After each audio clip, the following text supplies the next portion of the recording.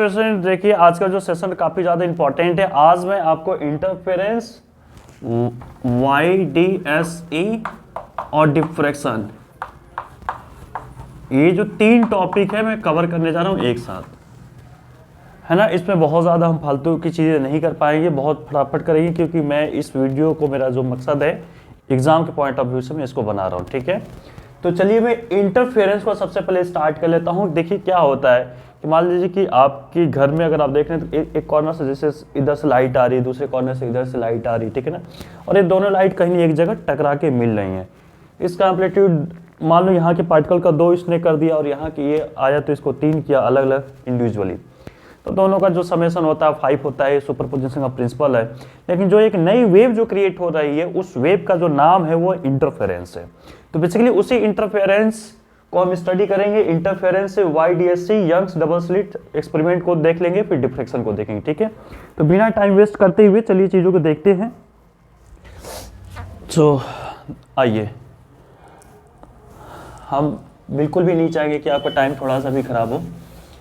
देखिए इधर, तो सबसे पहले ये मान लीजिए कि हमारे पास एक कोई सोर्स है S1, ये दूसरा कोई सोर्स है S2। ये सोर्स यहाँ पर मान लो कोई एक वेव थी, हम ऐसा मान के चलते हैं कि A sin omega T plus के एक्स। चलिए इसका एम्पलीट्यूड A1 कर लेते हैं, ठीक है। ये एक वेव थी, दूसरी वेव ये आपकी है A2 sin omega T plus के एक्स, दूसरी वेव ये है। अब ये किसी पॉइंट पर आ रही है, जैसे सपोज ये x1 डिस्टेंस ट्रेवल कर रही है फर्स्ट वाली वेव, तो ये हो जाएगी A1 sin omega T plus के x1। ये जो x1 जो डिस्टेंस इसने ट्रेवल किया, अगर किसी एक पार्टिकुलर पॉइंट की जब बात कर रहे होते हैं तो यही जो वेव है ये क्या थी, ये वेव थी। यही वेव जो है SHM बन जाती है। आप इसको ध्यान से अपने दिमाग में इसको प्लीज रखिएगा, है ना, कि अगर कोई वेव है वो किसी प्रॉपर डिस्टेंस को ट्रेवल कर लेती है, किसी प्रॉपर पोजीशन की हम बात कर रहे होते हैं, तो उस टाइम ये SHM बन जाती है। एज इट इज इसकी भी हम बात करेंगे तो A2 sin omega T plus के x2। तो ये आप देख पा रहे हैं कि A1 sin ओमेगा टी और ये, अब ये दोनों को हम एडिशन करेंगे। हम बेसिकली इंटरफेरेंस को स्टडी कर रहे हैं, हम दोनों को स्टडी करेंगे, दोनों SHM को हम ऐड करेंगे। तो ऐड करने का क्या कुछ प्रोसीजर होता है उसको मैं आपको दिखा रहा हूँ, है ना। तो थ्योरी पर बहुत ज़्यादा डेप्थ में बात नहीं कर पाएंगे, फटाफट वीडियो को फिनिश करने का मेरा इरादा है। वाई नेट की अगर हम बात करें तो y1 प्लस y2 की हम बात करते हैं। तो A क्या था, y1 क्या था, A1 sin omega T plus के x1 plus A2 sin omega T plus के x2। ये आप देख चुके हैं, ठीक है। अब देखिए इसके एडिशन करने के अगर आप SC वर्मा की बुक उठाएंगे तो प्रॉपर दे रखा है मेथड क्या कुछ होता है, पर हम वहाँ पर नहीं जाएंगे। मैं आपको इसमें 2-3 छोटी छोटी बातों को पहले शेयर करना चाहूँगा। जैसे इसका नाम क्या है, इसका नाम फेज है, इसका भी नाम क्या है, फेज है। जो यहाँ पर हम बात करेंगे, जो सबसे इंपॉर्टेंट टर्म की बात करेंगे पहले, वो बात करते हैं फेज डिफरेंस की, क्यों कुछ बातें इसकी हो रही हैं, अभी आगे आपको समझ में आ जाएगा। फेज डिफरेंस को बेसिकली हम डेल फाई से डिनोट करते हैं। तो आपको पता है कि हायर में से लोअर को माइनस कर देते हैं, तो इसको हम मान के चलते हैं कि इसका ग्रेटर था, क्योंकि x2 हमने ग्रेटर लिया था यहाँ पर, ठीक है। तो हम बात करेंगे ओमेगा टी प्लस के x2 minus omega T plus के x1। ओमेगा टी से ओमेगा टी कैंसिल आउट हो जाएगा, तो जो डेल फाई आ रही है, मेरा जो फेज डिफरेंस आ रहा है वो आ रहा है k को कॉमन ले सकते हैं x2 minus x1। I hope कि इतनी बातें आपको समझ में आ गई होंगी, यहाँ तो कोई डाउट नहीं होना चाहिए, ठीक है। थोड़ा तेज है पर आप अंडरस्टैंड करते जाए। तो फेज डिफरेंस डेल फाई क्या आ गई, के x2 माइनस x1 आ गई। फेज डिफरेंस को मैं यहाँ पर नोट कर लेता हूँ, डेल फाई को क्या नोट करो, के x2 माइनस x1। चलिए भाई यहाँ तक आई होप कि सारी बातें क्लियर होंगी। आगे की चीज़ों को स्टडी करते हैं, ठीक है, देखते हैं। अब देखिए हम एम्पलीट्यूड यहाँ पर A1 और A2 जो है इसका वेक्टर एडिशन करते हैं। बेसिकली ये वेक्टर होता नहीं है, लेकिन जब हम सम करेंगे तो जो रिजल्ट आता है वेक्टर की तरह आता है, ठीक है। तो इसलिए हम वेक्टर एडिशन करते हैं। तो पहले वेक्टर से पहले कुछ बातों को हम कर लेते हैं। ये सपोज A1 है, सपोज हम A कर लेते हैं, B कर लेते हैं। क्लास 11th में इन सब चीज़ों का आप स्टडी कर चुके होंगे। तो इसका जो रिजल्टेंट R आया था वो क्या आया था, तो आपको पता है कि सर ये आया था A का स्क्वायर प्लस B का square plus 2AB cos theta. अभी थीटा क्या था, इन दोनों के बीच का एंगल था। बेसिकली जो फेज डिफरेंस हम जो डेल फाई आपको दिखा रहे हैं, ये जो डेल फाई वही है ये थीटा, वही है वो थीटा, ठीक है। तो इसलिए मैंने इस पर इतना चर्चा किया। अब ये एडिशन आपका आता है, तो एम्पलीट्यूड का हम सेम प्रोसेस से इसका एज ए वेक्टर एडिशन करते हैं एम्पलीट्यूड को, ठीक है माय डियर स्टूडेंट्स। तो चलिए देखते हैं कैसे क्या आप तो करेंगे। तो ये आपका हो गया A1, ये आपका हो गया A2। अब फेज डिफरेंस यहाँ पर किसकी स्टडी करेंगे, डेल फाई बोलेंगे। चलिए आ जाइए इधर। तो इसका रिजल्टेंट ये जो ए नेट जो हम देखेंगे वो ए नेट क्या होने वाला है, आप देख सकते हैं बोर्ड पर। तो ये हो जाएगा A1 का स्क्वायर प्लस A2 का square plus 2A1 A2 cos del phi. ये डेल फाई क्या है, फेज डिफरेंस है, ठीक है ना। मैं इसके बारे में बार बार आपसे बोल रहा हूँ, डेल फाई क्या है, फेज डिफरेंस है। अब यहां पर अगर आप चेक करें तो कॉस फाई की वैल्यू हम क्या रखें कि मैक्सिमम ये दे एम्पलीट्यूड, और कॉस फाई की क्या वैल्यू रखें कि मिनिमम दे। ये मैक्सिमम और मिनिमम की हम क्यों बातें कर रहे हैं, क्योंकि एम्पलीट्यूड जो है ये अगर इंटेंसिटी की बात करें तो ये इंटेंसिटी जो है एम्पलीट्यूड की डायरेक्टली प्रोपोर्शनल होती है स्क्वायर के, ठीक है। अगर आपको नहीं पता है तो प्लीज इसको आप लर्न करें क्योंकि ये इंपॉर्टेंट है। अब ध्यान से चीजों को समझते जाइए। पहले मैं आपसे ये शेयर करना चाहता हूं कि अगर ये रूम है, इसमें आपने एक बल्ब जलाया तो उसकी इंटेंसिटी कम होगी, फिर दूसरी बल्ब जला दिया, मान लीजिए 50 वाट का एक बल्ब जला था, फिर दूसरा 50 वाट का जला दिया तो 100 वाट हो गया, तो इंटेंसिटी उसकी इंक्रीज कर गई। फिर एक 50 वाट का आपने जला दिया तो और उसकी इंटेंसिटी इंक्रीज कर गई। तो बेसिकली इंटेंसिटी अगर इंक्रीज करे तो ब्राइटनेस आपको दिखाई देगा, मतलब ब्राइट। अगर इंटेंसिटी आप कम करते जाएंगे धीरे धीरे वो डार्क में कन्वर्ट होते जाएगा। तो सारा खेल इंटेंसिटी का है, और इंटेंसिटी डायरेक्टली किसके ऊपर डिपेंड कर रही है, एम्पलीट्यूड के ऊपर। तो सारी स्टडी हम एम्पलीट्यूड की ही कर रहे होते हैं, क्योंकि मुझे पता है कि एम्पलीट्यूड और डायरेक्टली प्रोपोर्शनल किसके हैं, इंटेंसिटी के हैं। माय डियर स्टूडेंट्स, अगर आप एक प्रैक्टिकल छोटा सा करें तो आपको पता होगा कि लेजर लाइट अगर आप जलाएंगे, अगर बीच में आपने बाल रख दिया तो जो पैटर्न आपको दिखता है, मैं आपको दिखा देता हूं यहाँ पर, वो कुछ पैटर्न ऐसा दिखाई देता है। बीच में ब्राइट दिखाई देता है, फिर थोड़ा डार्क, फिर ब्राइट, फिर थोड़ा डार्क, फिर ब्राइट, ऐसे इस तरफ भी ये bright dark bright dark.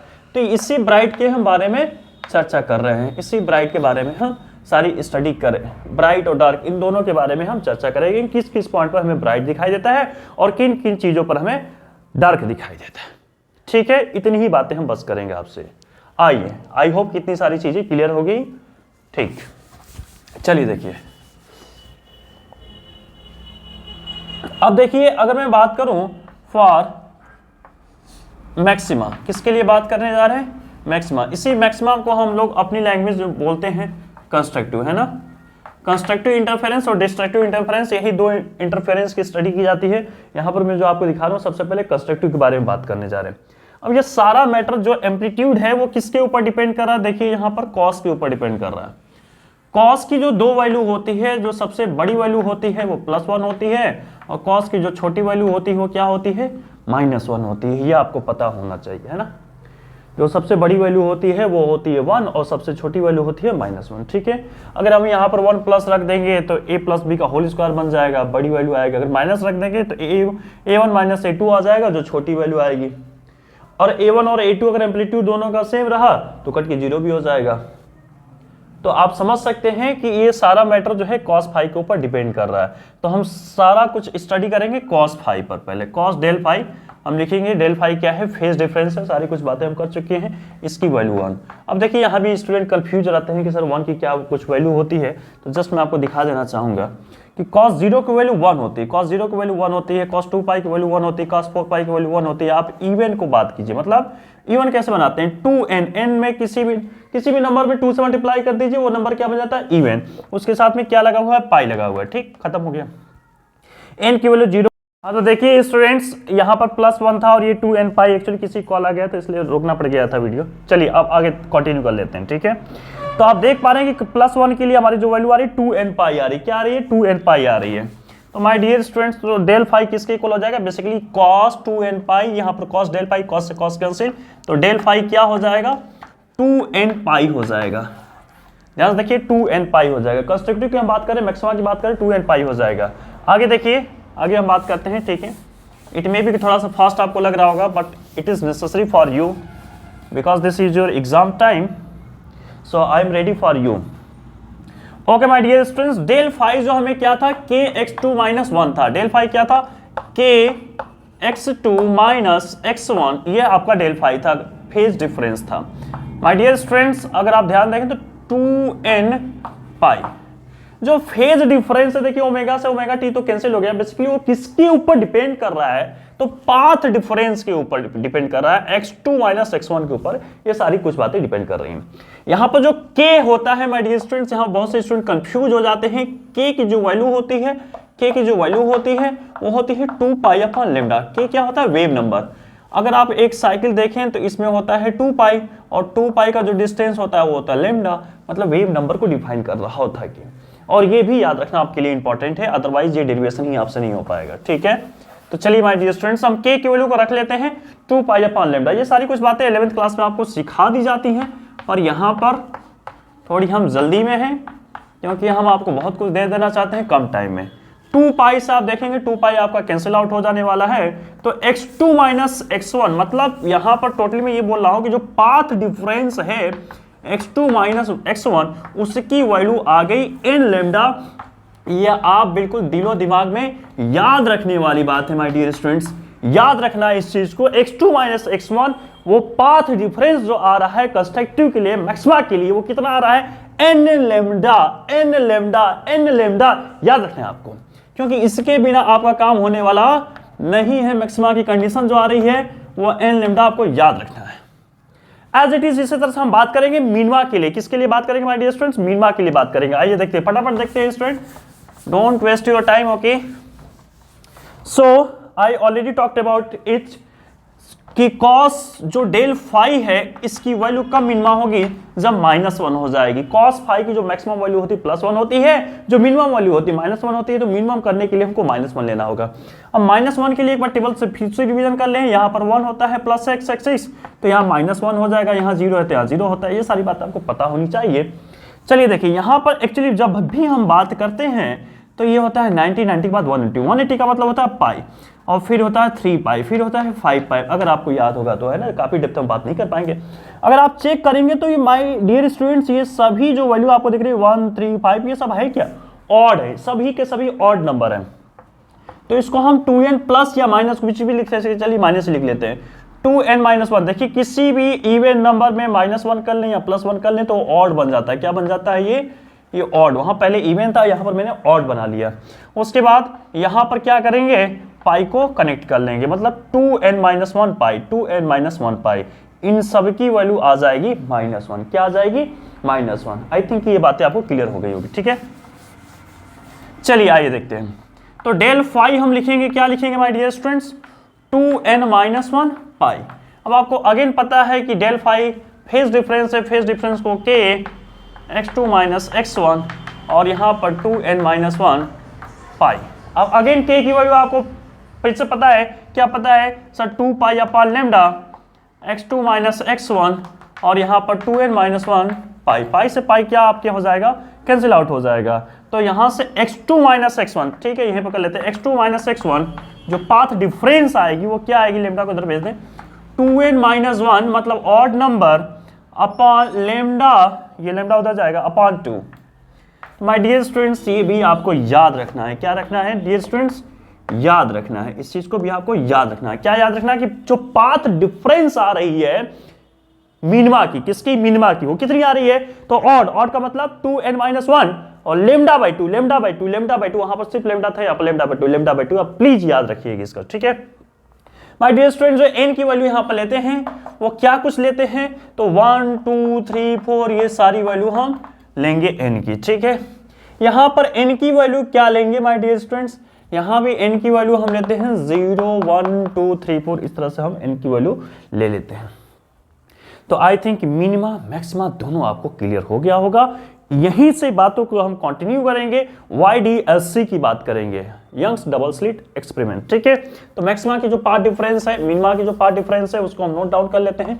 2n-1 lambda by 2, 2n-1 lambda by 2, ये किसका है, मिनिमा का है। किसका है माय डियर स्टूडेंट्स, मिनिमा का है। ठीक है, चलिए अब हम बात करते हैं YDSC की। किसकी बात करते हैं माय डियर स्टूडेंट्स, YDSC की बात करेंगे। किसकी बात करेंगे, यंग्स डबल स्लिट एक्सपेरिमेंट की बात करेंगे, जिसको हम बोलते हैं YDSA।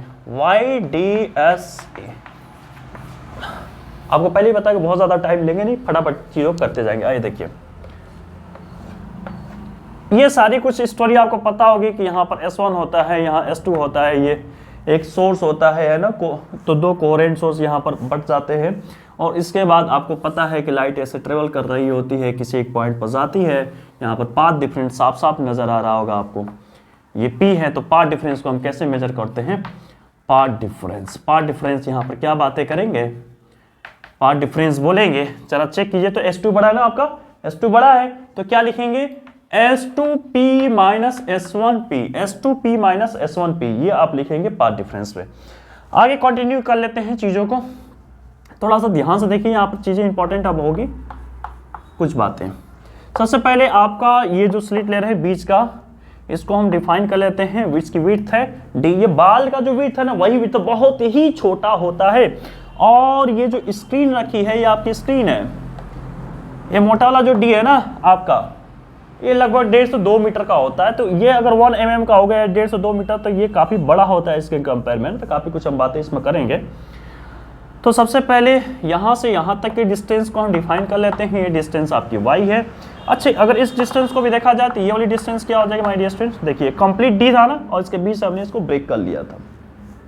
ये सेंटर है, तो सेंटर से यहाँ तक का डिस्टेंस इसका हाफ हो जाएगा, मतलब D/2 हो जाएगा। ऐसे ही S1 के बारे में बात करेंगे तो भी हो जाएगा। तो देखिए पाथ डिफरेंस को हम del P for path difference, ठीक है, डेल P से हम बात करेंगे। S2P को कैसे डिफाइन कर सकते हैं? थोड़ा देखिए, तो ये रहा S2P, ये रहा क्या है? हाइपोटेनस है। देखिए ध्यान से, इधर देखिए, इस ट्रायंगल को ध्यान से देखिए, आप गौर से देखिए इस ट्रायंगल को। अगर आपको ये ट्रायंगल नजर आ रहा होगा तो ये हाइपोटेनस है। तो हाइपोटेनस को लिखते क्या है माय डियर स्टूडेंट्स? रूट का ये कैसे डिफाइन करते हैं? ये मतलब मोटा वाला D² प्लस ये इन दोनों का समेशन y प्लस D/2 का होल स्क्वायर। क्या हम यही बात को लिखेंगे S2P को? तो हम इसको लिख लेते हैं डायरेक्ट, अब कैपिटल G का square plus y plus D/2 का होल स्क्वायर। लेकिन अभी बात खत्म नहीं हुई, क्योंकि S1 भी हमें चाहिए। क्या चाहिए? S1 भी हमें चाहिए, ठीक है। आ जाते हैं S1 पर ही बात कर लेते हैं। चलिए S1 पर ही बात कर लेते हैं। आपको बिल्कुल घबराना नहीं है कि सर क्या, चलिए S1 पहले यही पर देख लेता है, यही निपटा देते हैं इसको, S1P को। जरा ध्यान से देखिए, कंप्लीट y है, y में से ये वाला पार्ट फिर से D/2। अब हमें D/2 यहाँ माइनस करना होगा। मतलब अगर हम देखें तो मैं ये बोल रहा हूँ कि ये जो डिस्टेंस आपको नजर आ रही है y माइनस D/2 है। कितनी है? y माइनस D/2, क्योंकि ये D/2 था, ये कंप्लीट y था। और ये जो मोटाई इसकी है अभी भी वही है, D है। तो ये जो बंदा आएगा वो कितना आएगा? D² ब्रैकेट में y माइनस D/2 का होल स्क्वायर, ठीक है। तो यहाँ पर हम लिख सकते हैं, क्या लिखेंगे? D² plus y minus D/2 का होल स्क्वायर। तो कभी कभी पार्ट डिफरेंस डायरेक्ट ये सारी चीज़ें दी रहती है, y d वगैरह, इन सब चीज़ों पर हम रख लेते हैं और डायरेक्ट हम अपना आंसर कर लेते हैं, ठीक है। पर बात ऐसी कंप्लीट नहीं होगी, क्योंकि कंस्ट्रक्टिव और डिस्ट्रक्टिव की जब यहाँ पर एनालिसिस होगी तो फिर कुछ और बातें होंगी। तो कुछ यहाँ पर अप्रोक्सीमेशन, मतलब कुछ हमें मानना पड़ता है, और क्या मानना पड़ता है, किस तरह की एनालिसिस होती है, आइए उस पर हम चर्चा करेंगे। तो बहुत बेसिक चीज़ होगी, चाहे तो आप इसको नोट डाउन कर सकते हैं, ठीक है माय डियर स्टूडेंट्स। चलिए आइए देखते हैं, चीज़ों को कंटिन्यू कर लेते हैं फटाफट। आपको बिल्कुल भी घबराना नहीं है, नहीं शर्माना है, नहीं घबराना है, ठीक है। आइए चलिए देखते जाइए। ये आपका था और ये आपका था। ये क्या था? ये थोड़ा सा अच्छा नहीं लग रहा होगा, है ना। चलिए ये आपका था S1, ये आपका था S2, ये आपका था P, ठीक है। और ये बीच से आपने ऐसा लिया था, और बीच से भी थोड़ा सा आप ऐसे डॉटेड लाइन्स आप इसको मिक्स कर लें, तो यहाँ पर हम थीटा लिखेंगे। देखिए जो कुछ बातें करेंगे हम करेंगे पाथ डिफरेंस से, क्योंकि पाथ डिफरेंस ही कंस्ट्रक्टिव और डिस्ट्रक्टिव को डिफाइन करा। तो पाथ डिफरेंस यहाँ पर बातें कर लेते हैं। अगर मैं कुछ अप्रॉक्सीमेशन ले लूँ यहाँ पर, चलिए S2P माइनस को हम फिर से बातें करेंगे। कुछ अप्रॉक्सीमेशन अगर मैं ये ले लूँ कि जो ये हमारा D है, कैपिटल D है, capital D is greater than small d। किसकी बातें कर रहे थे? छोटे d की। तो ध्यान से देखिए, अब यहाँ पर इंपॉर्टेंट चीज़ें यही लाइन पर समझनी, बाकी सारी चीज़ें ईजी हो जाएंगी। तो यहाँ पर अगर मैं 90 डिग्री कर लूँ तो ये 90 और ये लगभग 90, क्योंकि बहुत छोटा सा एंगल होता है। तो ये मान लीजिए कि ये हो गया 89.99, तो ये लगभग 90 के इक्वल हो गया, और ये 90 इस पर हम परपेंडिकुलर डाल ही रहे हैं। तो अगर आपको ये चीज़ पता होगा, किसी भी ट्रायंगल में जब दो साइड इक्वल होती है तो उसके आमने सामने की एंगल भी क्या होती है, इक्वल होती हैं, ये आपको पता होगा। ठीक, आइए अब ध्यान से देखिएगा, समझिएगा चीज़ों को। चलिए, तो ये हो गया आपका ये। अगर आप देखें ध्यान से तो ये थीटा, तो ये भी थीटा, क्योंकि बहुत ही पास बाल है, बाल का भी अब छोटा सा बहुत हिस्सा लेंगे बीच का। अब ये बाल की मोटाई है ना, अब इसी मोटाई से सारा आप खेल कर रही हैं, मोटाई है बाल की आप, तो कितना एंगल का डिफरेंस आएगा, बहुत ज़रा, बहुत छोटा सा। तो हम बोल सकते हैं ये थीटा तो ये भी थीटा, ठीक है ना, ये थीटा तो ये भी थीटा। और आपको पता है कि ये टोटल 90 है, तो 90 का मतलब ये जो अंदर वाला आप देख रहे हैं ये 90 माइनस थीटा हो जाएगा, और ये 90 है। तो ये जो एंगल बनेगा, यहाँ का जो एंगल बनेगा S1P वाले के पास का, यहाँ का जो एंगल बनेगा, यही इंपॉर्टेंट है मेरे लिए, ये बन जाएगा थीटा, ये बन जाएगा थीटा, यही इंपॉर्टेंट था मेरे लिए। अब किसी थीटा के सामने, अब ध्यान से देखिए, अब ये सारी चीज़ें मैं हटा देता हूँ। किसी भी थीटा के सामने वो होता है हमेशा परपेंडिकुलर, ध्यान दीजिए, अगर आपको नहीं पता है तो प्लीज याद रखिएगा। और 90 के सामने होता है हाइपोटेनस, यही हाइपोटेनस क्या था, स्मॉल डी था, यही हाइपोटेनस क्या था, स्मॉल डी था, और ये परपेंडिकुलर। इसी को हम बोलेंगे पाथ डिफरेंस, क्योंकि ये तो हो गया इक्वल, तो ये हो गया डिफरेंस, ये हो गया डिफरेंस, और ये किसकी डिफरेंस की बात हो रही है, पाथ की बात हो रही है। तो इसी का नाम है पाथ डिफरेंस। क्या नाम है इसका, इसी का नाम है पाथ डिफरेंस। इसी पाथ डिफरेंस की एनालिसिस करेंगे। जरा गौर से देखिए, तो ये है तो परपेंडिकुलर, तो साइन थीटा का वैल्यू क्या होता है, P अपॉन S। तो P की वैल्यू क्या आ जाएगी मेरे dear students, H sine theta, यहाँ पर H है क्या, यहाँ पर H है D, यहाँ पर H है क्या, D। तो जो पाथ डिफरेंस आ रही है माय डियर स्टूडेंट, जो पाथ डिफरेंस आ रही है डेल P जो आ रही है पाथ डिफरेंस, तो कितनी आ रही है, D sine theta, D sine theta, ये आपको याद रखना पड़ेगा। पाथ डिफरेंस क्या आ रही है, D साइन थीटा आ रही है, पाथ डिफरेंस क्या आ रही है, D साइन थीटा आ रही है। अच्छा ठीक है my dear students, no problem, very good, यहाँ तक आप चीज़ों को देख पा रहे हैं, समझ पा रहे हैं। आगे थोड़ा सा हम कंटिन्यू कर लेते हैं। अगर मेरा अप्रॉक्सीमेशन दूसरा मैं ये मान लेता हूँ कि D is greater than y, मतलब ये जो y है ना, देखिए y कौन सा है मैं आपको बताया नहीं, ये y था।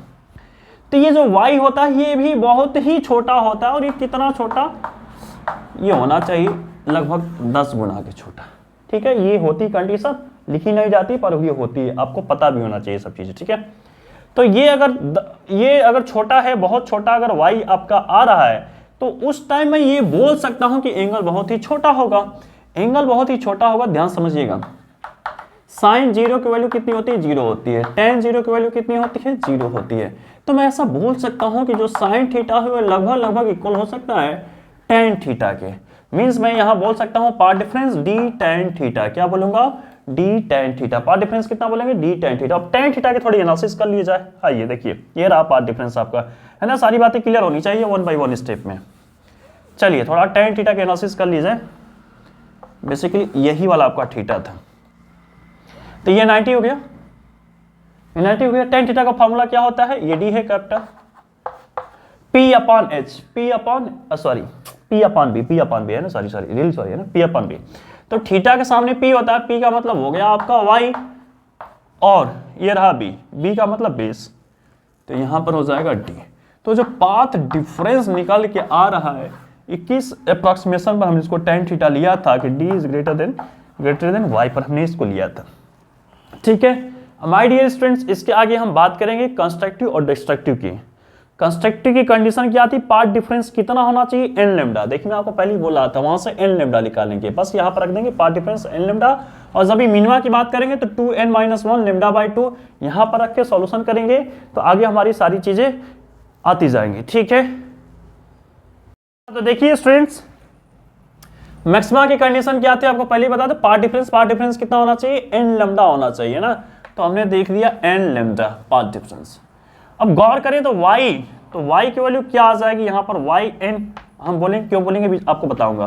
तो n lambda d upon d, खत्म। ये है क्या, ये लीनियर पोजीशन है, ये क्या है, अभी ध्यान से सुनिएगा, linear position of nth bright fringe, खत्म। क्या मैंने बोला, linear position of nth bright fringe, ये है yn equal n lambda d upon d। अब यहीं से n की वैल्यू आप जैसे जैसे रखते जाएंगे आपको सारी चीजें मिलती जाएंगी, ठीक है। 1 2 3 4 जो आपको रखना है लेते जाइए, आपको सारी वैल्यू मिलती जाएगी। क्या जीरो रखेंगे? हाँ बिल्कुल जीरो भी रख सकते हैं यहाँ पर। जीरो क्यों रखेंगे? क्योंकि जो सेंट्रल जो पाथ डिफरेंस यहाँ पर देख लीजिए थोड़ा सा 1 मिनट के लिए, जैसे ये S1 था और ये S2 था, तो अगर यहाँ पर चेक करेंगे बिल्कुल बीच में, तो पाथ डिफरेंस यहाँ पर जीरो होता है ना, तो वहाँ पर मैक्सिमम बनता है। पाथ डिफरेंस जीरो रहेगा तो भी बनेगा, क्या बनेगा? ब्राइट ही बनेगा, है ना, डार्क नहीं बनता है, वहाँ पर ब्राइट ही बनता है। चलिए ठीक, तो 0 1 2 3 4 ये सारी चीजें आप रख सकते हैं। इसको क्या बोलते हैं? Linear position of nth bright fringe. यहां से चाहे तो एंगुलर की भी स्टडी करेंगे, पर बाद में करेंगे, अभी नहीं। ठीक, आइए अब देखिए मिनिमा की बात करते हैं। किसकी? अच्छा, वाई एन को भी थोड़ा ऊपर ही नोट कर लेता हूं मैं। वाई एन की वैल्यू क्या है थी? N lambda D upon D. चलिए ठीक, अब मिनिमा की थोड़ी बातें कर लेते हैं। ठीक है, तो यहाँ पर सिर्फ हमें लिखना होगा एक चीज, यहाँ पर मिनिमा कर लेते हैं, सारी चीजें तो वही हैं। चलिए आइए, फॉर मिनिमा, है ना, मिनिमा या फिर डिस्ट्रक्टिव इसकी बोल रहे होते हैं, मिनिमा डिस्ट्रक्टिव। तो पार्ट डिफरेंस कितना होना चाहिए? 2n-1 लेमडा बाई 2, और ये किसके इक्वल आएगा? क्या आया था? D Y upon D. क्या आपको याद है? यही था हमारे पास part difference, D Y upon D, है ना। ठीक, तो यहाँ से y की वैल्यू क्या आएगी? थोड़ा देखिए, तो y n यहाँ से क्या आने वाला है? ये सारी चीजें इधर चली जाएगी, तो 2n-1 है ना, 2 लेमडा अपॉन 2, और यहाँ पर d नीचे आ जाएगा, स्मॉल d नीचे आ जाएगा, और कैपिटल D ऊपर चला जाएगा। तो कुछ इस तरह का रिजल्ट आपको दिखाई देगा। लेकिन अब ये जो nth आया है, लीनियर पोजीशन ऑफ nth, ये किसका आया है? डार्क फ्रिंज का आया है। किसका आया है? डार्क फ्रिंज का आया है। ठीक है, आई थिंक इतनी बातें आपको क्लियर हो गई। डार्क फ्रिंज को भी थोड़ा सा ऊपर ही नोट डाउन कर लें। क्या था? 2n-1 lambda by 2 D upon D. अब मेरी बात एक बात ध्यान से सुनिएगा, समझ लीजिएगा पहले। यहाँ जो n जो रखते हैं ये जीरो नहीं रखते हैं, यहाँ पर 1 2 3 4 ये सारी वैल्यू रखी जाती है। लेकिन कहीं कहीं यहाँ पर प्लस भी लिखा होता है, तो वहाँ पर घबरा नहीं जाना है। जैसे मान लीजिए, देखिए प्लस माइनस दोनों होता है बेसिकली। एक्चुअल में जो हम लिख रहे थे ना, पहले भी जो कंडीशन कर रहे थे, वहाँ पर प्लस माइनस n लेमडा लिखना चाहिए था मुझे, ऐसा कुछ।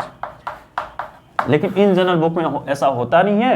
n की वैल्यू 1 2 3 4 रखेंगे तो प्लस माइनस दोनों आ जाती है। तो इन जनरल बुक में या तो प्लस माइनस 1 प्लस माइनस 2 ऐसे लिख देता है, या फिर ऐसा कुछ लिखता है।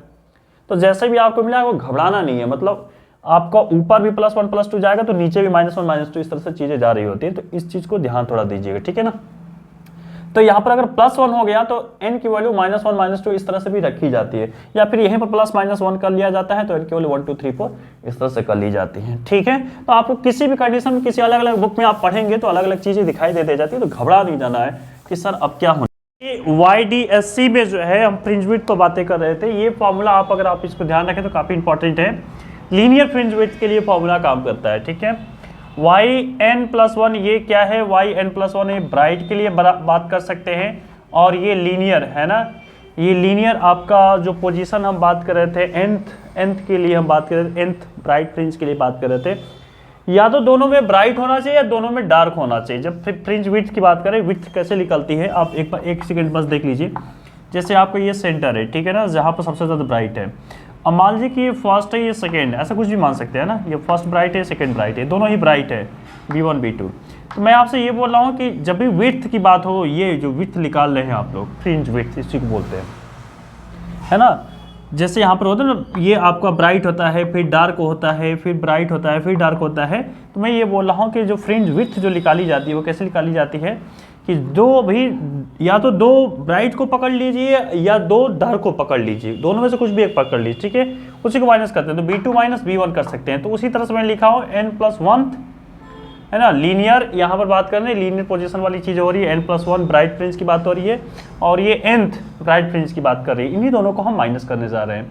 तो आप देख सकते हैं ब्राइट फ्रिंज में हमने फार्मूला क्या बनाया था? n lambda d upon d बनाया था। ठीक है, तो इस चीज़ को हम यूज करने जा रहे हैं यहाँ पर। तो देखिए कैसे इसको करेंगे। जब इसको करेंगे तो n की जगह पर कुछ नहीं होगा, n+1 हो जाएगा lambda d upon d minus n lambda d upon d। अब आप इसको देखेंगे इजिली, n वाला पार्ट कैंसिल आउट हो जाएगा, तो क्या बचेगा? Lambda d upon d। Very very important formula है ये बीटा। ये फॉर्मूला बहुत ज़्यादा पूछा जाता है, आप इसको चाहें तो याद कर लें, रट लें, ज़्यादा अच्छा है। ये बिल्कुल याद कर लें, है ना, याद कर लें, क्योंकि ये डायरेक्ट इससे एग्जाम में क्वेश्चन आते हैं कि जो बीटा होता है, जो फ्रिंज विड्थ होती है, वो क्या होती है माय डियर स्टूडेंट्स।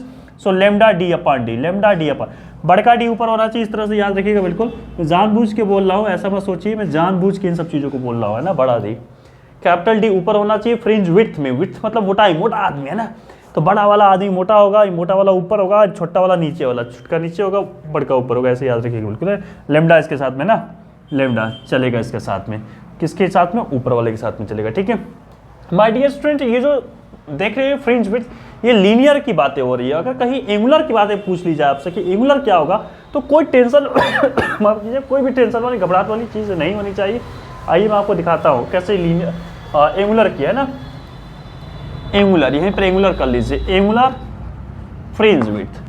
तो पहले एंगुलर जैसे यहाँ पर आपने किया था, इस फॉर्मूले का हमने क्या लिखा था, आपने लिखा था लीनियर पोजीशन ऑफ, अब यहाँ n+1, यहाँ पर n है ना, nth ब्राइट फ्रिंज, ये लिखे थे ना आप, ब्राइट फ्रिंज। अब ध्यान से देखिए, मैं एंगुलर की बात कर रहा हूँ, तो angular position of bright fringe क्या होगा जब एंगल के बारे में बात करें, ठीक है। देखिए घबराना बिल्कुल भी नहीं है आपको, जरा याद कीजिए, कुछ ऐसी कंडीशन थी, कुछ ऐसे जा रहा था। यहाँ पर हमने इसको थीटा मेंशन किया था, अगर आपको याद होगा तो। ये रहा थीटा मेरा, ये थीटा है, और ये क्या था, ये पोजीशन जो आप देख रहे हैं ये वाई था, और ये क्या है, डी है। तो अगर मैं बात कर रहा हूँ एंगुलर की, तो एंगुलर को यहाँ पर कैसे सॉल्यूशन किया जाता है, थोड़ा अच्छी तरह से देख लीजिए प्लीज। ये जो थीटा है, थीटा अगर इसको देखें तो ये बहुत छोटा है, तो एज ए सर्कल के फॉर्म में देखते हैं, और ये इसको एज ए रेडियस लेते हैं, तो एंगल है ना। तो आपको ऐसा कुछ याद होना चाहिए, पता नहीं मुझे ये रहा कि आपको पता है कि नहीं, मैं ये बोलना चाहता हूँ, ये थीटा है। तो ये जो थीटा क्या होता है, ये रहा आपका आर्क, और ये रहा आपका रेडियस। तो थीटा होता है क्या बेसिकली, ये होता है आर्क अपॉन रेडियस। क्या होता है, आर्क अपॉन रेडियस। तो यहाँ पर जो आर्क है वो क्या है, वाई है, और रेडियस क्या है, डी है। तो मैं जो थीटा बोल रहा हूँ, ये क्या बोल रहा हूँ, थीटा इक्वल बोल रहा हूँ Y upon D, theta equal मैंने क्या बोला, वाई अपॉन डी। अब ये जो एंगुलर की बारे में बात करें, किसके बारे में बात करें, एंगुलर के बारे में। तो अब इसको ध्यान से समझिए, ये चीज़ आपको समझ लेना बहुत इंपॉर्टेंट था। अब यहाँ पर लीनियर, मैंने लीनियर पोजीशन लिखा था, अब यहाँ पर मैं लिखूंगा एंगुलर पोजीशन। क्या लिखने जा रहा हूँ, एंगुलर पोजीशन। चलिए आइए देखिए, एंगुलर पोजीशन, ठीक है। तो अब हम एंगुलर पोजीशन के बारे में बात करेंगे। तो देखिए जरा, एंगुलर पोजीशन जब बारे में बात कर रहे हैं, तो अब यहाँ पर हम कुछ लिख लेते हैं थीटा एन के बारे में, क्योंकि nth की बात कर रहे हैं, और ये ब्राइट फ्रिंज के बारे में बात करें तो बी। तो y क्या था, थोड़ा याद कीजिए, तो ये वाई एन क्या था, ऊपर देखिए ब्राइट के बारे में बात करें तो वाई एन क्या था, तो sir N lambda D upon D था। क्या, N lambda D upon D, बस उसी को यहाँ लिख देना है। तो थीटा एन जो ब्राइट आ जाएगा आपका, angular position of the N fringe क्या आ जाएगा, बता रहा हूँ आपको, वाई की वैल्यू रखिए N lambda D upon D, और ये 1 अपॉन डी। क्या आपको समझ में आ रहा है, मैंने वाई एन की वैल्यू उठा के यहाँ पर रख दी, ठीक है। इतनी बातें क्लियर हो गई, डी से डी कैंसिल आउट हो जाएगा, तो क्या बचेगा, N lambda upon D, N lambda upon D. ये थीटा एन ब्राइट, ये क्या बता रहा है डियर स्टूडेंट्स, ये किस चीज़ को बता रहा है, तो ये बता रहा है कि angular position of nth bright fringe, किसको बता रहा है, एंगुलर पोजीशन ऑफ, इसको ऊपर मैं नोट करता हूँ, ठीक है। जो का फॉर्मूला है, देखिए बहुत इजी ये फॉर्मूला बन गया, मैं थोड़ा यहाँ पर नोट कर लेता हूँ ना। चलिए इसको हटा देते हैं अब। तो मैं बोल रहा हूँ कि थीटा एन बी, इसका क्या हमारे पास फॉर्मूला बन के आया है, एन लेमडा अपॉन डी। क्या बन के आया है, एन लेमडा अपॉन डी। अगर आप इसको गौर से देखेंगे, एन लेमडा अपॉन डी। तो ये फार्मूला मैं क्यों बनाया, अब ध्यान देखिएगा, एंगुलर फ्रिंज विड्थ कैसे आएगी ये मैं आपको दिखा रहा हूँ। जैसे हमारे लीनियर किया था वैसे एंगुलर हम कर रहे हैं, ठीक है। आइए, बहुत ही बेसिक्स चीज़ें हैं, छोटी छोटी चीज़ें हैं, पर ये स्टूडेंट को पता नहीं रहती हैं, और ये डायरेक्ट क्वेश्चन पूछे जाते हैं, स्टूडेंट कंफ्यूज हो जाते हैं, इसलिए मैं सारी चीज़ों को कवर कर रहा हूँ, ठीक है। तो इसको हम बी नॉट या बीटा नॉट है ना, अलग अलग बुक में अलग अलग चीज़ें रखी हैं, हम बीटा नॉट से इसको जोड़ करते हैं एंगुलर फ्रिंज विड्थ को। तो बीटा नॉट क्या होगा, मैं अब जो लिख रहा हूँ बोर्ड पर ध्यान से देखिएगा, थीटा n+1 बी पर यहाँ पर हो जाएगा आपका ब्राइट। वो ये समझ रहे हो कि n+1 मैंने किस चीज़ को लिखा है, जैसे वहाँ पर लीनियर पोजीशन था, इसी तरह से यहाँ पर एंगुलर पोजीशन ऑफ n+1 है ना, क्या है, ब्राइट फ्रिंज है। उसके बाद थीटा एन, इसको अभी दिखाया था क्या था। आइए इन दोनों की वैल्यू रखेंगे, दोनों की वैल्यू रखेंगे तो n+1 हो जाएगा लेमडा अपॉन डी हो जाएगा minus N lambda upon D हो जाएगा। तो आपको पता है कि एन वाला टर्म कैंसिल आउट होगा, तो क्या बचेगा, लेमडा अपॉन डी। क्या बचा, लेमडा अपॉन डी। अब एक चीज़ आप गौर कीजिए, इससे पहले आपने क्या लिखा रहा था, फ्रिंज विड्थ लिखा रहा था। क्या लिखा रहा था, मैंने बोला था कि जो लीनियर फ्रिंज विड्थ है काफ़ी ज़्यादा इंपॉर्टेंट, आपको याद भी होना चाहिए, है ना। और उसको याद करने का मैंने ट्रिक आपको दे देखा हूँ, बीटा या बी कहीं कहीं डिनोट कर रहा था। तो अगर आप बीटा से इसको डिनोट कर रहे हैं तो देखिए कहीं कहीं डब्ल्यू भी डिनोट किया जाता है, अब उसके लिए टेंशन मत होइएगा, ठीक है। तो अगर मैं इसको बीटा से डिनोट कर रहा हूँ तो इसका क्या था कि लेमडा और ऊपर क्या था, बड़का डी मुटका डी, ऐसे मैंने आपको ट्रिक बताया था, और नीचे छुटका, ऊपर बड़का नीचे छुटका, ऐसे बताया था ट्रिक, ठीक है। तो मैं आपको अगर आप ध्यान से देखें इस फार्मूले को, तो अगर मैं डी को नीचे कर लूँ, है ना, इसको चलिए बी लिखिए आप, अगर मैं डी को नीचे कर लूँ तो ये क्या बनेगा, एक नया फार्मूला हमारे पास आ जाएगा, B upon D equal lambda D. Check कीजिए तो lambda D, lambda upon D, ठीक है ना। तो क्या ये बी अपॉन डी के इक्वल हो गया, और इसी को हम लिख रहे हैं बीटा नॉट। तो ये फार्मूला भी कहीं कहीं आपको बुक में दिखाई दे रहा होगा, एंगुलर फ्रिंज विड्थ। क्या दिखाई देता होगा, एंगुलर फ्रिंज विड्थ। तो ये घबराना नहीं कि कहाँ से चीज़ें आ रही, बहुत ईजी सब चीज़ें होती है। अब डिस्प्लेसमेंट से रिलेटेड हम बात कर लेते हैं फटाफट, ठीक है। चलिए आइए हम डिस्प्लेसमेंट को दिखाने जा रहे हैं आपको, ठीक। चलिए तो जो बोर्ड पर आप देख रहे हैं हेडिंग, आप पहले देखिए डिस्प्लेसमेंट ऑफ द फ्रिंज। क्या आपने देखा डिस्प्लेसमेंट ऑफ द फ्रिंज? देखिए बेसिकली मैंने क्या किया कि एक पाथ में, ये आपका S1 जो पी पाथ था, इसमें मैंने एक हमने लगा दिया ग्लास स्लैब। ग्लास स्लैब लगाने से क्या कुछ होगा, आपको पता है ग्लास के अंदर अब लाइट को ट्रेवल करना पड़ेगा, तो उसकी स्पीड कुछ कम हो जाएगी। तो क्या कुछ पाथ में जो हम पहले लिख रहे थे पाथ डिफरेंस, पहले मैंने जो पाथ डिफरेंस लिखा था आपको याद होना चाहिए। तो पाथ डिफरेंस हमने क्या लिखा था, पाथ डिफरेंस हमने लिखा था S2P माइनस S1P, हम इसको डायरेक्ट करते थे, और ये पाथ डिफरेंस का हमारा जो कुछ आंसर आता था यहाँ पर D साइन थीटा, व्हाटएवर जो भी कुछ एनालिसिस करते थे डेल P, हम इसको नोट डाउन करके आगे व्हाटएवर सॉल्यूशन कर रहे होते थे। पर अब यहाँ पर यहीं पर साइन थीटा को हम कर लेते थे, क्या कर लेते थे, Y अपॉन D भी कर लेते थे। ये सारी बातें हम डिस्कस कर चुके हैं। पर मैं आपको ये एक चीज़ बोलना चाहता हूँ कि अब यहाँ पर ये क्या पार्ट डिफरेंस यही सेम रहेगा, तो अब ये पार्ट डिफरेंस सेम नहीं होने वाला है। क्यों नहीं होने वाला, ध्यान से देखिए थोड़ा बोर्ड पर। S1P अब S1P नहीं रह गया है, S1P न्यू तरोताज़ा हो गया है। क्या ताज़ा हो गया है, क्योंकि अब ये वाला जो थिकनेस है ग्लास स्लैब का T, अब ये एयर में ट्रेवल नहीं कर रहा है, ग्लास में ट्रेवल कर रहा है, तो वो हमें माइनस करना होगा। लेकिन ग्लास में माइनस तो करेंगे, ये वाली चीज़ माइनस तो हो जाएगी, लेकिन यहाँ की स्पीड कुछ अलग तो होगी, उसको यहाँ प्लस भी करना होगा। तो आइए जरा समझ लेते हैं क्या है S1P इक्वल, हम क्या लिखेंगे, अभी इसको न्यू कर लीजिए ना, न्यू S1P आपका क्या बनने वाला है उसको ध्यान से देखिए, आपको समझ में आ जाएगा। मैं आपसे ये बोलना चाहता हूँ कि S1P तो लिखेंगे लेकिन माइनस करना होगा ये थिकनेस जो है इस ग्लास स्लैब का। अब कुछ प्लस यहाँ करना होगा ऑप्टिकल पाथ। वो ऑप्टिकल पाथ क्या आएगा, ऑप्टिकल पाथ हमको जो भी मतलब इसमें जो ट्रेवल कर रहा है वहाँ क्या डिस्टेंस होगी उसको हम यहाँ प्लस करेंगे, लेकिन उसको पहले समझ लेते हैं कैसे करते हैं। आइए बोर्ड पर देखिए, जो v वेलोसिटी लेंगे, वेलोसिटी का फॉर्मूला अगर ध्यान से देखें तो क्या होता है, c अपॉन म्यू, मतलब जो भी आपका रिफ्रैक्टिव इंडेक्स है वो हो जाता है। और अगर टाइम के बारे में चर्चा करें, टाइम, तो टाइम का फॉर्मूला क्या होता है, तो डिस्टेंस अपॉन वेलोसिटी या डिस्टेंस अपॉन स्पीड, जो भी आप बोलना चाहें। तो यहाँ पर डिस्टेंस इसका थिकनेस है, तो थिकनेस को हमने t लिख दिया, थिकनेस को हमने t लिख दिया, और वो वहाँ पर जो वेलोसिटी क्या हम लिखेंगे, तो ये c अपॉन म्यू है ना, इसमें वेलोसिटी है c अपॉन म्यू, तो म्यू ऊपर से ली जाएगी। ये तो बहुत नॉर्मल चीज़ है, बच्चों वाली चीज़ है, म्यू t अपॉन c आ जाएगा, ये आपका टाइम आ जाएगा, ये आपका टाइम आ जाएगा। ये दो चीज़ अगर आपको समझ में आ गई हैं तो हम ऑप्टिकल पाथ के बारे में बात करते हैं। किसके बारे में बात करते हैं, ऑप्टिकल पाथ। तो ऑप्टिकल पाथ देखिए अब क्या होगा, तो ऑप्टिकल पाथ का मतलब अब यहाँ पर डिस्टेंस से रिलेटेड हम चीज़ों कर रहे हैं। तो होता क्या, डिस्टेंस इक्वल अगर हम बात करेंगे तो स्पीड इंटू टाइम, तो लाइट ट्रेवल करे नहीं यहाँ पर, तो लाइट की स्पीड c है, और टाइम अब कितना लगने जा रहा है, तो म्यू टी अपॉन सी, म्यू टी अपॉन सी ये टाइम है, ठीक है। तो मैं यहाँ पर टाइम को लिख रहा हूँ म्यू टी अपॉन सी, तो c से c कैंसिल आउट हो जाएगा, तो क्या बचेगा, ऑप्टिकल पाथ क्या आ गया, म्यू टी, ऑप्टिकल पाथ क्या आया, म्यू टी, ऑप्टिकल पाथ क्या आ गया, म्यू टी। ये ही इंपॉर्टेंट है, अगर कोई यहाँ पर डाउट हो तो प्लीज़ बोल दीजिएगा, नेक्स्ट वीडियो में कभी कोशिश करें करने की। चलिए आइए, म्यू टी क्या आ गया, आप इसको नोट कर लीजिएगा, म्यू टी, ठीक है। तो ये इंपॉर्टेंट था आपने जो सीखा अभी। अब चलिए इसका कोई काम नहीं, हटा देते हैं इसको। तो मैं आपसे बोल रहा हूँ कि जो S1P जो है वो क्या आया, S1P जो न्यू है वो क्या आ गया, तो आ जाएगा S1P minus T plus mu T. अगर आप गौर से देखें तो S1P यहाँ से T कॉमन ले सकते हैं, प्लस T कॉमन ले लीजिए तो म्यू माइनस 1 आ जाएगा। ये क्या आया, S1P जो न्यू है वो आ गई है, ये हमारे पास निकल के आ गया कुछ, S1P प्लस T ब्रैकेट में म्यू माइनस 1। लेकिन अब जो हम बात करेंगे पाथ डिफरेंस पर, अब न्यू पाथ डिफरेंस की बात होगी ना, क्योंकि ये चीज़ें पहले S1 था, अभी S1P प्लस T ब्रैकेट में म्यू माइनस 1, ये चीज़ें जो आ रही है अब इस पर हम बात करेंगे। तो आइए ध्यान से देखिए, ध्यान से आप देखते रहिए, सारी चीज़ें आपको क्लियर हो जाएगी।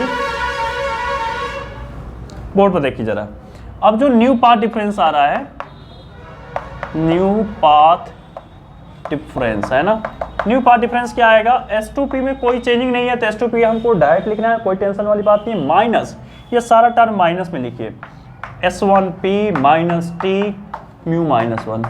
क्या आपको यहाँ तक की स्टोरी क्लियर होगी, यहाँ तक आई तो कोई डाउट नहीं होना चाहिए। अब आपको S2P माइनस S1P, ये तो पाथ डिफरेंस पहले वाला है तो इसका रिजल्ट ऑलरेडी हम जानते हैं, dy upon capital D, dy upon capital D, और ये जो आपका है वो क्या है, T ब्रैकेट में म्यू माइनस 1। चलिए यहाँ तक कोई प्रॉब्लम नहीं होनी चाहिए, यहाँ तक सारी बातें आपको क्लियर हो जानी चाहिए। न्यू पाथ डिफरेंस को हम डेल P डैश कर लेते हैं। अब अगर मैं बात करता हूँ सेंट्रल ब्राइट फ्रिंज की बात करते हुए ना, बीच वाले की बात करते हैं, ठीक है, तो बीच वाले में पता है कि पाथ डिफरेंस 0 होता है, पाथ डिफरेंस कितना होता है, 0 होता है। तो अगर मैं इस पाथ डिफरेंस को 0 कर लूँ, क्या कर लूँ, पाथ डिफरेंस को 0 कर लूँ, ठीक है, तो माय डियर, तो अगर मैं इसको 0 कर लूँ, है ना, किसको मैं बात कर रहा हूँ, सेंट्रल ब्राइट फ्रिंज के बारे में हम बात कर रहे हैं। तो अगर मैं डेल P डैश इक्वल 0 कर लूँ तो क्या कुछ होगा, तो यहाँ पर हो जाएगा, मैं डायरेक्ट लिख रहा हूँ, dy upon D equal T mu minus 1। अगर मैं यहाँ से y को कैलकुलेट कर लूँ तो क्या होगा, आइए ऊपर ही कर लेते हैं ना, तो थोड़ा सा बोर्ड छोटा है और मैं कोशिश रहती है मेरी बड़ा बड़ा लिखने की, आपको साफ दिखाई दे। तो y इक्वल यहाँ पर क्या बनेगा माय डियर स्टूडेंट्स, तो ये इधर चला जाएगा T, चलिए इसको पहले लिख लीजिए, किसी को पहले कर सकते हैं, कोई इशू नहीं है, कैपिटल D ऊपर चला जाएगा, स्मॉल d नीचे चला जाएगा। अब ये जो y जो आ रहा है माय डियर स्टूडेंट, ध्यान से देखिए, शिफ्ट होता है पूरे फ्रिंज में, जो शिफ्ट आपको नजर आ रही है इसी को हम शिफ्ट आगे बोलते हैं। y इक्वल क्या नजर आ गया, T ब्रैकेट में mu minus 1 D upon T। क्या आपको ये शिफ्ट समझ में आ गया, अगर ये बातें समझ में आ गई तो बस एक लास्ट डिफ्रैक्शन का टॉपिक बचा हो, उसको भी हम खत्म कर रहे हैं। देखिए शिफ्ट के बाद अब हम जो नेक्स्ट टॉपिक लेकर आए हैं, फ्रॉन ऑफ और diffraction for the single slit, ठीक है, इसमें एक ही स्लिट होगी। अब मेरी बात ध्यान से समझिएगा, जैसे वहां पर हम क्या करते थे ना कि इस टाइप की कुछ कंडीशन थी, ये मतलब 2 सोर्स यूज होते थे, यहाँ पर सिंगल सोर्स यूज हो रहा है, आप देख पा रहे हैं, ठीक है। मेरी बात ध्यान समझिए, इसके अगर हम समझाने पर अगर मैं जा रहा हूँ तो काफ़ी लेंदी वीडियो हो जाएगा, इसलिए मैंने इसको डायरेक्ट ऐसा नोट किया, और आपसे जो एग्ज़ाम के से रिलेटेड जो चीज़ें हैं मैं उसी को सिर्फ बात कर पाऊँगा, काफ़ी कुछ डिटेल में बातें नहीं कर पाऊँगा। अगर आपको चाहिए तो आप रिक्वेस्ट कीजिएगा, मैं आपको देने की 100% कोशिश करूँगा, ठीक है। आइए देखिए, मेरी बात ध्यान से समझिए और याद करने की कोशिश, किसकी और कुछ भी नहीं। यहाँ पर जो ये गैप जो आपको दिख रहा है, जहाँ से लाइट जा सकती है, ये लाइट जा रही है, लेंस लगा होता है, इधर भी लेंस होता है, उस लेंस को मैं गायब किया हूँ।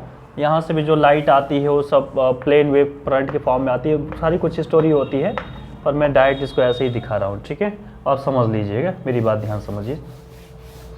ये A है, अब यही आपका जो देख रहे हैं, ये जो पोजीशन देख रहे हैं, यही है पाथ डिफरेंस। ध्यान समझिए, कहानी को हम ज़्यादा लंबा चौड़ा नहीं करेंगे, आपको समझा रहे। जहाँ पर वहाँ पर देख रहे थे D साइन थीटा यहाँ बन रहा था, यहाँ जो पाथ डिफरेंस बनेगा वो क्या बनेगा, A साइन थीटा। क्या बनेगा, A साइन थीटा।